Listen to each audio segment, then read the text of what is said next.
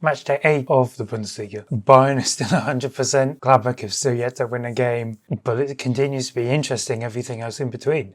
So it's time to look back at the match day.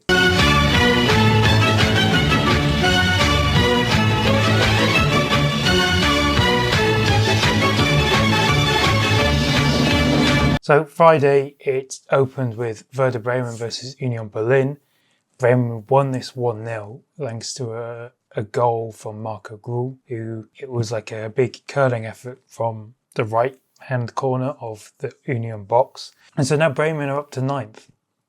And it was really a case of like the doom and gloom that was around the start of Horst Steffen's time. It was now, I think who they played didn't exactly help.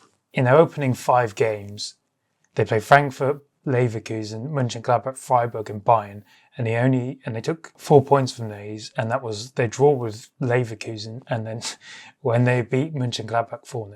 And in all of those games, apart from the Gladbach one, you would have expected Bremen to lose. So they were kind of a write-off anyway.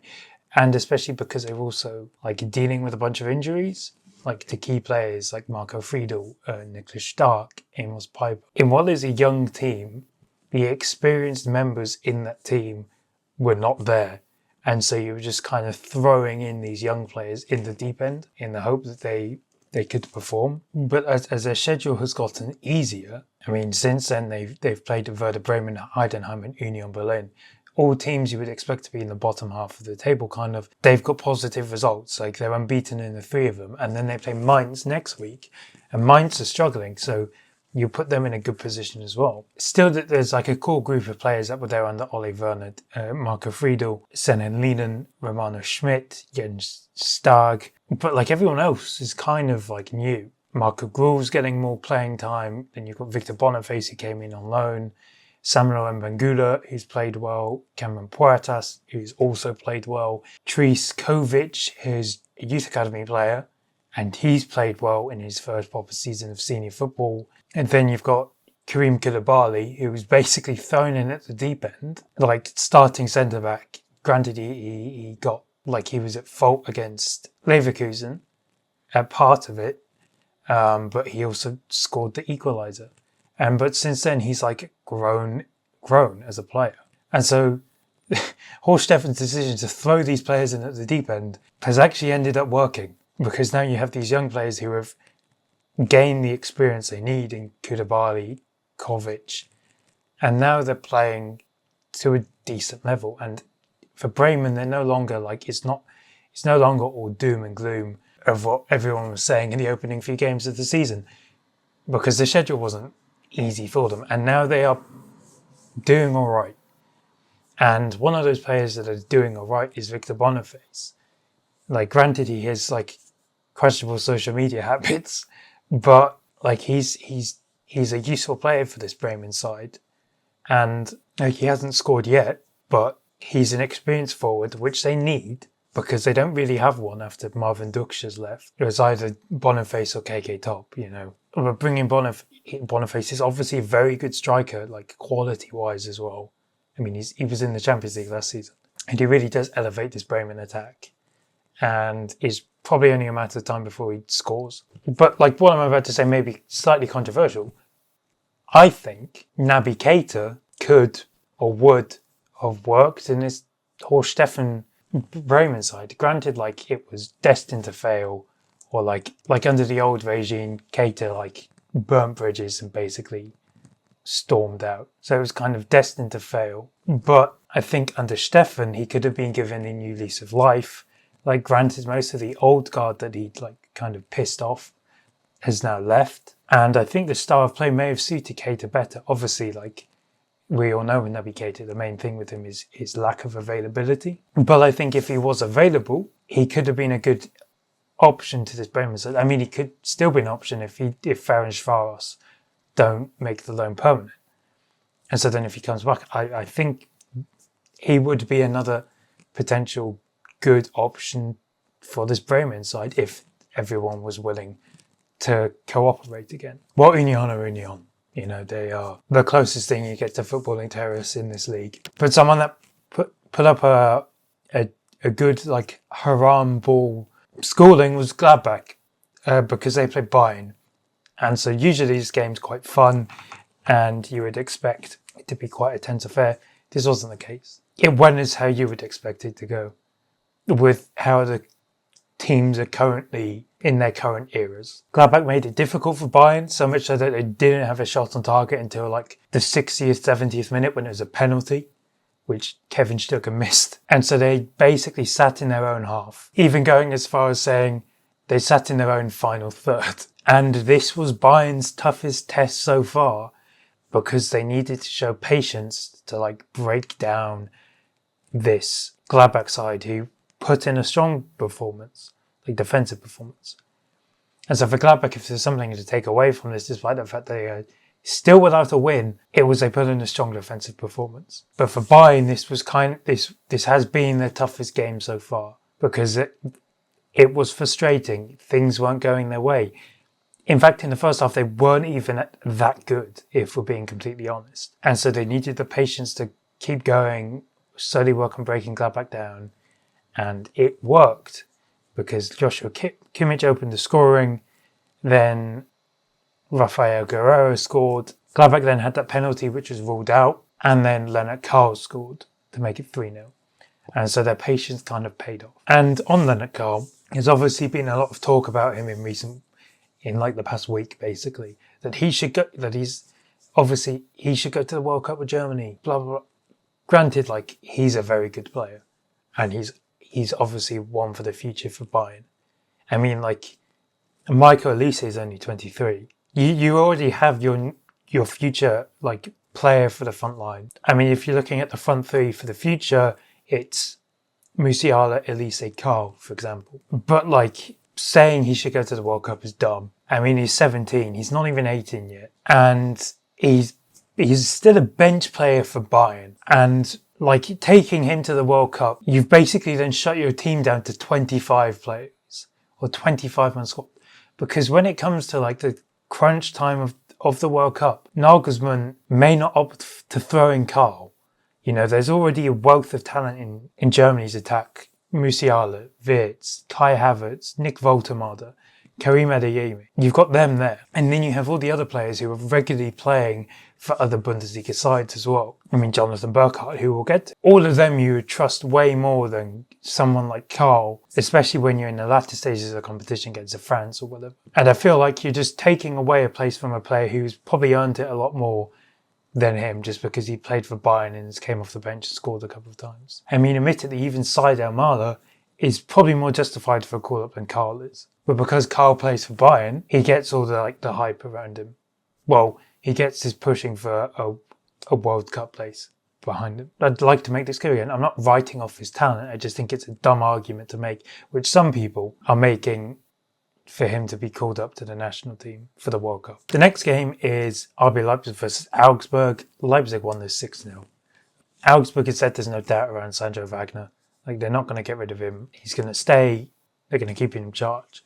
But, like, they've won twice all season. That was against Freiburg on the opening day and then a Wolfsburg side who are quite crap. But apart from that, they're, like, quite bad. If you look at, like, the underlying numbers from, like, everything in attack and in defence, they are struggling. But then on this, for the Leipzig, like, the front three all scored: Antonio Nusa, Romulo and Yandi Mande.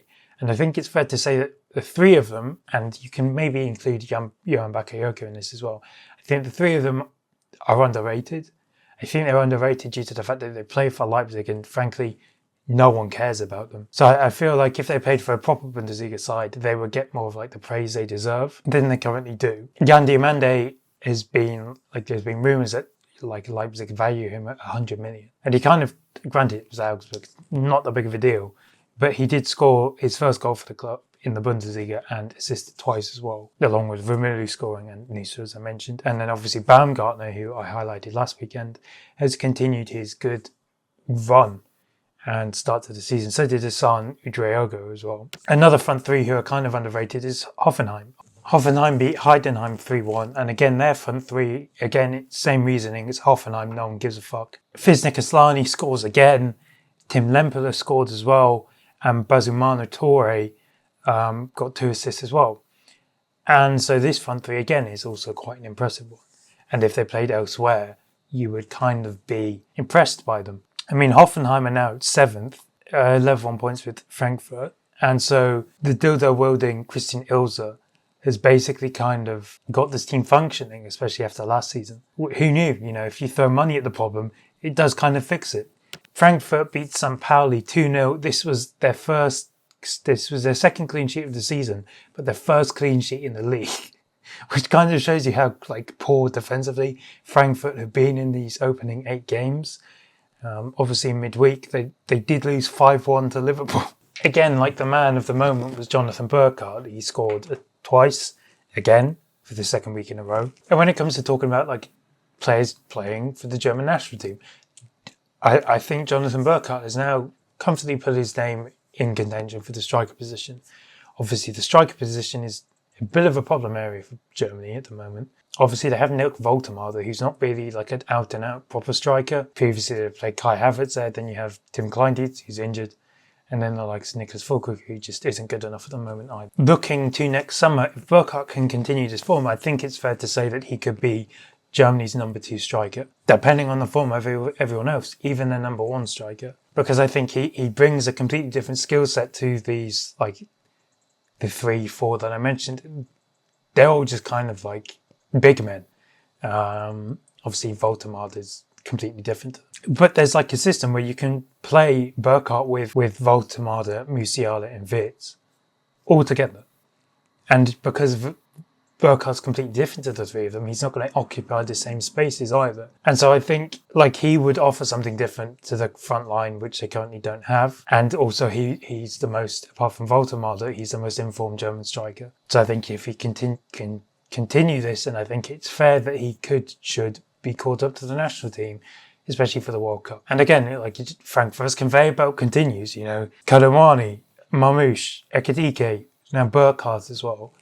He's seamlessly fitted into this side as well. Granted, it probably helps that he hasn't had to deal with outside things like moving to a completely different city, whatever. He's from Darmstadt, which is not that far away from Frankfurt, but he has seamlessly fitted in and looked like he's been at Frankfurt for ages. A team that may need a proper striker's Hamburg. They lost 1-0 to Wolfsburg, but somehow Wolfsburg won this game. Frankfurt were the better side. They had plenty of chances in front of goal, but just couldn't score. It didn't help that Ransford Königsdörfer's penalty was saved. But time and time again, they had all these chances. I mean, if you believe in XG, it's some weird pseudoscience, they had 1.99 non-penalty XG to Wolfsburg 0.37. And they just kind of peppered Kamil Grabara for most of the day. You do think, okay, maybe Hamburg played it Ryan Philippe, but he didn't really do a lot. They have Yusuf Poulsen on the bench. But maybe they may need a slightly more prolific, regular Bundesliga striker. One person who has actually been impressive is Sami Lokonga. He has become a bit of a box-to-box midfielder and has several times, especially if you watch the game or the highlights, he was in the Wolfsburg box. So he's definitely hit the ground running since moving to Hamburg. But again, I've said it repeatedly, Hamburg, they've shown they're good enough to stay up. Especially with how the other teams around them have been playing, or below them have been playing, they should stay up. Late on Saturday, it was Borussia Dortmund versus Cologne. This was one of those wins for Dortmund where you just had to grind it out. A draw would have probably been the most fair result here because they just had to, nothing was working for Dortmund. For most of the game, nothing was working. Cologne had set up quite rigidly and Dortmund could not break them down. In fact, Cologne had the best chance of the game when Sadio Mala was played through and should have, if he was older and more clinical in that sense, he probably would have scored that chance when he was one-on-one with Gregor Kobel. But he didn't, and he just missed the post, and it proved quite costly in the end. Cologne's goalkeeper, Marvin Schweber, made countless saves, and it was kind of the late winner from Maximilian Bayer kind of just showed how unlucky it was because it took 2 deflections. First off a Cologne player, and then off Schweber himself as he tried to save it to go in. But the cliche of, you need to win these type of games if you want to win the title. This may be true and Dortmund have done it, but what this cliche does forget is that Bayern Munich have a 100% record and are 7 points ahead of them already. What I think this game highlights is Dortmund need more creativity. You need a creative player who is willing to do the running that fits Nico Kravic's style of play, but can then, when they have the ball, create some sort of thing. This is going to be a horrible example I use. Like Florian Wirtz is like a willing runner for Liverpool at the moment. You need someone who's able to do that, and then when you give them the ball, you know they have the quality to perform. Julian Brandt has done well as like an impact player. Subs in this game really helped Dortmund. Fabio Silva as well. But when it comes to a creative and physical aspect, he's just not good enough for this Dortmund team. And I think Dortmund are missing that creative player. Obviously, they were interested in Ryan Shirky in the summer, but like Shirky doesn't have the physical capabilities for this like Kovac style of play. Kani Chukwuemeka sometimes plays when he's fit, but they kind of need that spark that they're currently missing at the moment. Fabio Silva, he has looked lively. He's not the spark I'm talking about, but he looks quite lively and has looked quite lively when he's been substituted on against Copenhagen and against Cologne as well. He actually provided the assist for Bayer's winner. On Sunday, it was Bayer Leverkusen versus Freiburg. Leverkusen won this 2-0. And this was like their first convincing performance of the season, where they won the game and you thought, okay, like they deserved it. Like last week, they beat Mainz 4-3, but like the latter part of how they played didn't really help. But they looked convincing for once in this win. Alex Garcia has really grown into his own this season, especially after Granit Xhaka has like departed. Like he was meant to be brought in to like reduce the burden on Xhaka, but he was kind of never really given that chance. But now that Xhaka's gone, Garcia has been able to like replace the Swiss, and he's done it quite well in these opening few games of the season. And then the front, I've said before, the back three of Jarell Quansah, Loic Bade and Edmund Tapsoba could probably be better than the front three that they won the league with. But I think the money they spent on Quansah and Bade is definitely worth it. I think Quansah especially has looked good. He's obviously been injured the past couple of games, which hasn't helped, but especially the PSG one. But he's looked very good, and I think like people question the 35 million they spent. I think it will be worth it even by the end of the season. I think he's got the potential to become like a real leader in this Leverkusen defence, as well as be given the chance to grow his game. What everyone kind of like Bade is a bit more established, and he's become kind of like the leader of this defence so far. But I think Quansah is just as good. And then Ernst Poku as well, who scored again. He has looked like a very good signing so far. Obviously, he's quick, which helps, but like he's shown other sides of his game as well. And like things are slowly coming together for Leverkusen now. And we'll get onto it in a bit. And it may be coming at the right time for them, as they'll have their first challenge. Then the late game on Sunday, or the last game on Sunday, was Stuttgart versus Mainz. This was a heavily rotated Stuttgart side. And I mean heavily rotated. You were seeing players that like you forgot still played for the club. Pascal Stenzel, Nicolas Nati, Al-Dakil, and Danax Zagadou. And Zagadou, who granted he's had like his injury problems, constant ligament injuries. And like you can't forget that during like Stuttgart's early season form, in the season they finished second, Zagadou was like the heart of that defence alongside Waldemar Anton. It was just the fact that he like got injured, which is why he fell out of favour.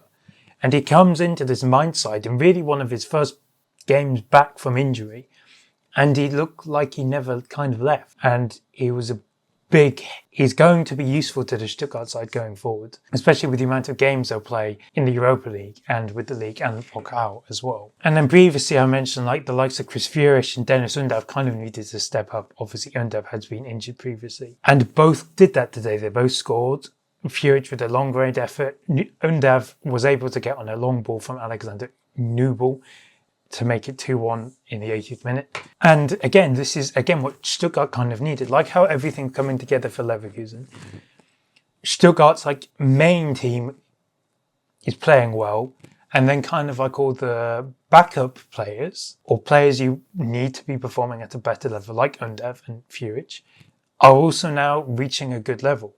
And that will help them in the long run, especially because like they lost in against Fenerbahce. And so this will then help with like the demands of playing Thursday, Sunday all the time. But for Mainz, like things continue, like they looked all over the place in defence at times, and Stuttgart like should have probably won this game more comfortably. Like the only reason Mainz scored was because of a penalty, which came from a rather comical error. Zagadou heads the ball onto Che Miranda's hands, and that kind of meant Mainz took the lead. And ultimately, this is a Mainz side who are struggling, and admittedly, they're probably going to be in a relegation battle if things don't change quickly. So the table, Bayern are obviously second. Bayern are obviously first. 8 wins, 8 games played, 100% record. Leipzig is second, 5 points behind Bayern on 19. In third is Stuttgart on 18 points, and Dortmund are fourth on 17, and they're level with Leverkusen, who are fifth on 17 as well. And then Frankfurt are in sixth with 13. And then at the bottom, still Gladbach, who's still yet to win a game. Heidenheim, 1 point ahead of them in 17th, and Mainz are also level on points with them in 16th. Next weekend, Augsburg play Borussia Dortmund on a Friday. On Saturday, it's Stuttgart against RB Leipzig, Frankfurt versus Heidenheim, and Gladbach could win their first game of the season against St. Pauli, but the standout game is Bayern Munich versus Leverkusen. Obviously, this was kind of Bayern's like hell period, and obviously, I'm not saying Leverkusen could call it an upset because Bayern are unbeatable at the moment, but this will be Leverkusen's test because they haven't really had, like they played Frankfurt, but they haven't really had any like difficult games. And out of all the turmoil they'll have, this will be their first test as well. And this will help determine like how far have Leverkusen dropped off. Like, can they go toe to toe with Bayern still? Or is this just going to be another Bayern walkover? That's going to be the real test. For Leverkusen, well, Bayern is Bayern. Can they win the game? Most likely, yes. But for difference, this week, we don't have Europe. We have the DFB Pokal. Again, the standout game for this is Borussia Dortmund versus Eintracht Frankfurt on Tuesday in the earlier kickoff. Then you have other standout games, a bit of an East Germany derby, but we don't count Leipzig as East Germany. Energy Cottbus versus RB Leipzig. You have the large Stindl derby, the King, Borussia Mönchengladbach versus Karlsruhe. And then on Wednesday, the standout game here is obviously Cologne versus Bayern Munich. And what makes this slightly more interesting is Lukas Kwasniok's quote after Dortmund beat Cologne, where he said, "Let's hope you do the best or something to catch up with Bayern." So let me know what you think of this match day. Who impressed you? Who didn't impress you? Who do you hate? Who don't you hate?